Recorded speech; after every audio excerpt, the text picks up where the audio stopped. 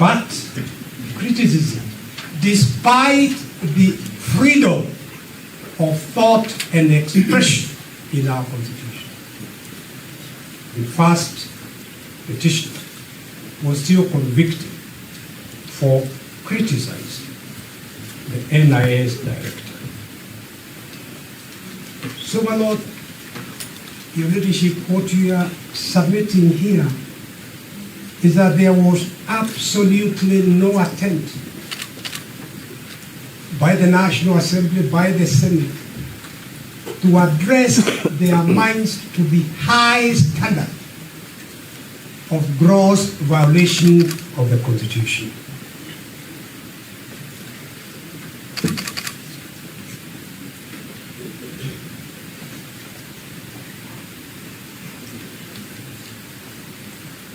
My Lord, Ground 5 accused the Deputy President of grossly violating Article 3(1) and 148(5)(d) of the Constitution and of failing to uphold his oath of office and allegiance. There were no details provided. Instead, Ground 5 simply referenced Ground 1, 2, 3, and 4. This unfair and confusing charge was such that even though the Senate cleared the Deputy President of Ground 2 and 3, it still voted to impeach him based on Ground 5. There was no attempt to explain, even vaguely, how the Deputy President had violated his oath of office.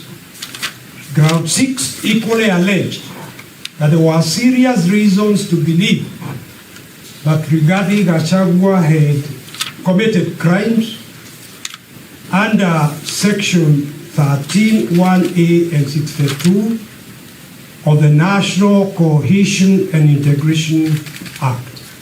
As I mentioned, my Lord, and I now put this on record, why wasn't he taken first to the National Cohesion for prosecution before invoking the last resort remedy of impeachment? Because the Deputy President filed a response to the motion before the National Assembly on 8 October 2024 and was granted 2 hours to orally present his rebuttal on the floor of the National Assembly from 5 p.m. to 7 p.m. In the presentation, the petitioner made a cogent, irrefutable, factual, and legal response to each of the 11 grounds cited in the impeachment motion. Lord, you see that in Exhibit RG2, Volume 2, pages 211 to 240.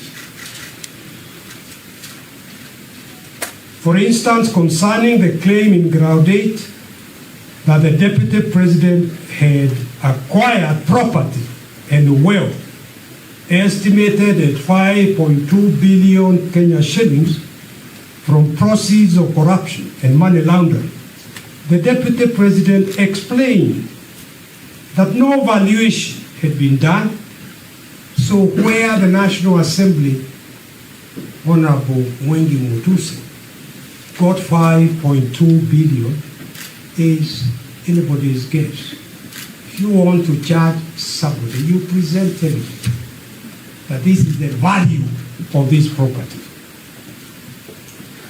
Further, from his brother's will, the bulk of those properties to which the sum of 5.2 billion was erroneously and maliciously attached belonged to his late brother, the late Honorable James Derito Gachagua. May his soul rest in eternal peace. Some, like the Olive Garden Hotel, Vipingo Beach Resort, Queensgate Service Apartment he did not even own. And yet, this was what he was impeached on. But we are falsely attributed to him. He produced ownership document showing otherwise, and you will find that, my lord, in RG2, Volume 2, pages 211 to 214.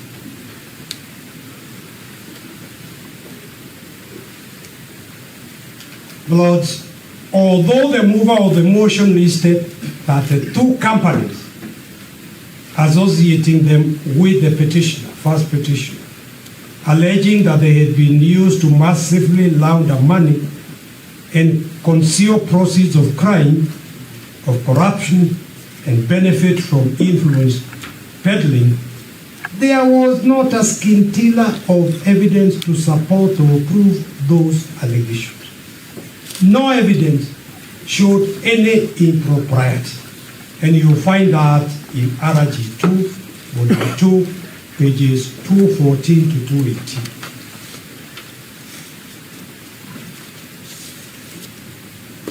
The Speaker of the National Assembly, again, a good professional colleague who I respect, did not direct the members to the threshold test, the appropriate standard. Hence, the resolution was passed in proceedings conducted as a vote of no confidence rather than a critical step in impeachment proceedings to alter the sovereign will of the people. And you will find that as message of the Senate, number 025 of 2024, approval of special motion, RG3, volume 6, 745 to 745. Equally, the National Assembly's decision of 8 October 2024 was invalid on the grounds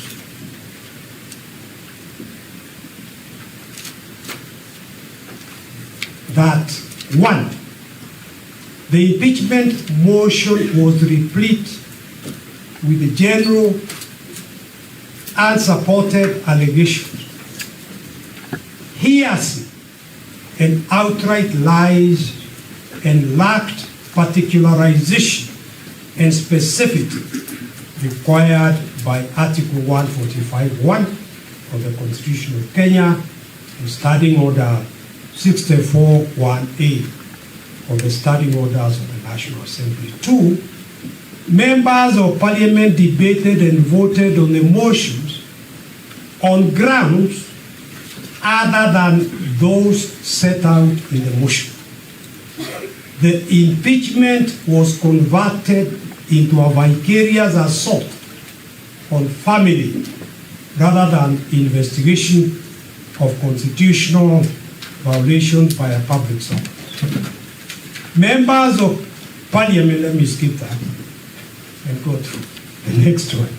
The entire impeachment process was designed to avoid and be ring-fenced from scrutiny and accountability, pushed through with uncharacteristic speed with the intention of ramming the process through before it could be audited for constitutional compliance. The National Assembly prosecuted proceedings on the basis that the petitioner offended the president rather than the Constitution. What the 2010 Constitution provides is violation of the Constitution. In other words, the president must take time and choose his deputy. My Lord, I don't need to take time to go through what the country was put through between His Excellency Daniel Toroitich Arap Moi and his Vice President George Saitoti, dangling the Vice Presidency, requiring the President to choose his or her deputy before the election so that the people could themselves vote is a very important aspect of our Constitution. The National Assembly trivialized the gross misconduct standard set out by the Constitution and other statutes for holding public servants to account. And, my Lord, I will not repeat the Wambora case, but I would state the impeachment motion was replete with generalized statements, unsupported allegations, hearsay, outright lies, lack of particularization and specificity as required by Article 145. My Lord, the exposition on all that is set out in paragraph 36 of our written submissions, and I will not take the time of this court going